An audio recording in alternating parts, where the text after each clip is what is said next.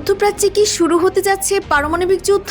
এমন একটি সিদ্ধান্তের আভাস মিলছে যা শুধু সৌদি আরব বা ইরানের নয়, পুরো বিশ্বের নিরাপত্তাকে শঙ্কায় ফেলে দিতে পারে। আসলেই কি ঘটছে পর্দার আড়ালে?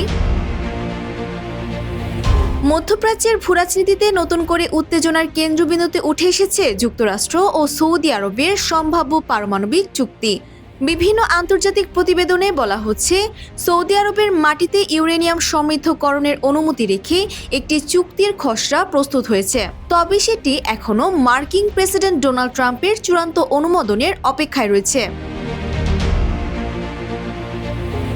ইউরেনিয়াম সমৃদ্ধকরণ এমন একটি প্রযুক্তি যা শান্তিপূর্ণ বিদ্যুৎ উৎপাদনের পাশাপাশি পারমাণবিক অস্ত্র তৈরিরও গুরুত্বপূর্ণ ধাপ। আর এই কারণেই আন্তর্জাতিক বিশেষজ্ঞদের উদ্বেগ বাড়ছে। কারণ অতীতে সৌদি যুবরাজ মোহাম্মদ বিন সালমান স্পষ্টভাবেই বলেছিলেন, যদি ইরান পারমাণবিক বোমা তৈরি করে তাহলে সৌদি আরবও সেই পথেই হাঁটবে।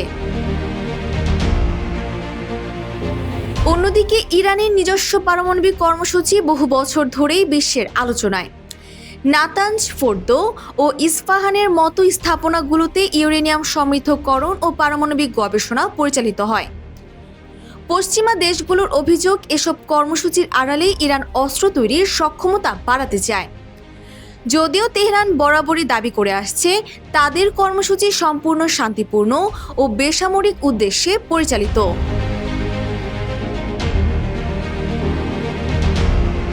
সবচেয়ে বড় বিতর্ক তৈরি হয়েছে সম্ভাব্য চুক্তির আরেকটি দিক নিয়ে।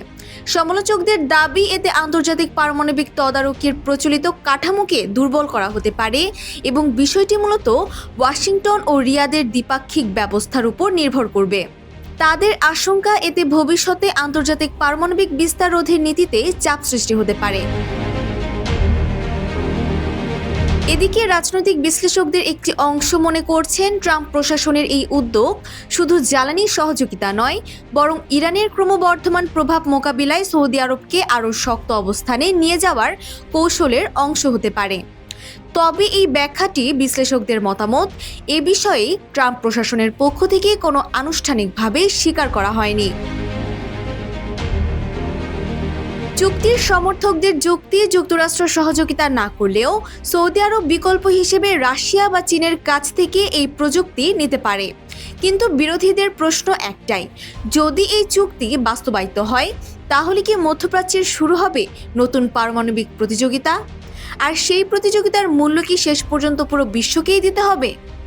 এখন সবার দৃষ্টি ওয়াশিংটনের পরবর্তী সিদ্ধান্তের দিকে। Desk report, Bangladesh bulletin.